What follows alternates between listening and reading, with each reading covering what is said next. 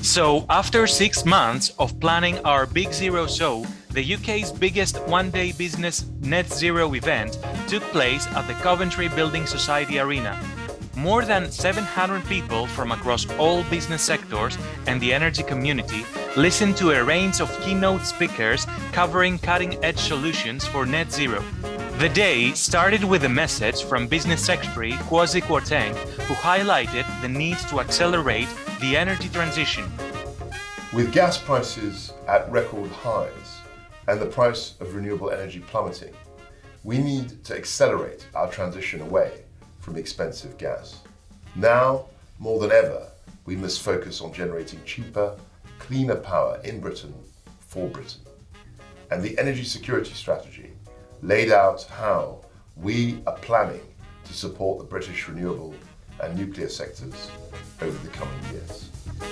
Mr. Kwarteng outlined the government's vision to support the British renewable and nuclear sectors in the coming years. Future Net Zero founder Sumit Bose welcomed the attendees and gave a vision of the state of net zero for the business community, given the current economic climate. Got to look at where we are, and a dream of a Greta future is not a real dream. It's a nice ambition, but it's not realistic. Businesses must continue to function. Economics has to continue. People need to be driven out of change. And we sit here in Coventry, in the UK, and we can complain about what things are, but we're very lucky. The day kicked off with a simultaneous series of Big Zero lectures sponsored by E-Energy with showcased industry leaders including Cell Energy, Schneider Electric, TokTok, Octopus and Tesco. The audience heard from local authorities and SMEs about their innovative approaches.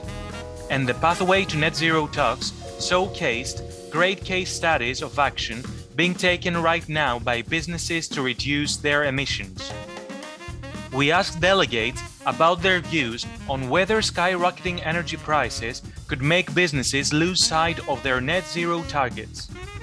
I think it's fair to say the opportunity is already there for businesses and for organisations to act. I think there's a perfect storm of conditions at the minute which means that the opportunity is something that a lot of businesses should be trying to act on now. There are some obviously other geopolitical areas that you need to be aware of, not just the energy price in itself.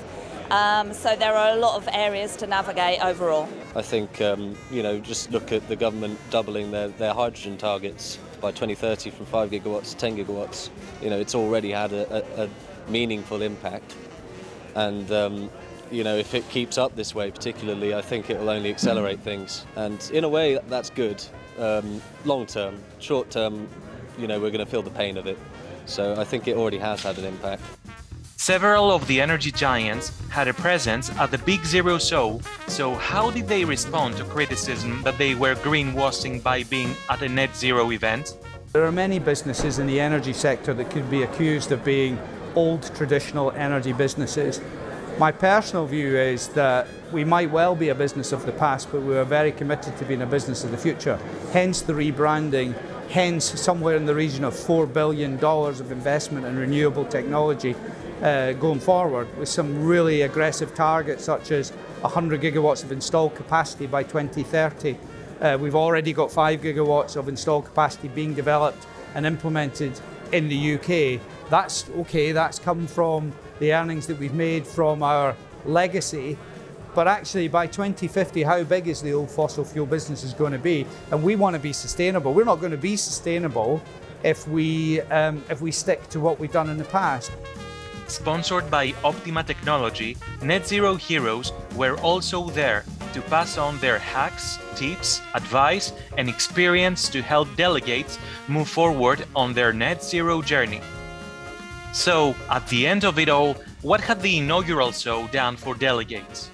It's great to be out at events again face to face, because I think there's a balance between getting virtual and physical conferences. I think there's a value in both, but you can't beat face to face connections, and I think it's set to be a really good day, very interesting, hopefully learn a lot.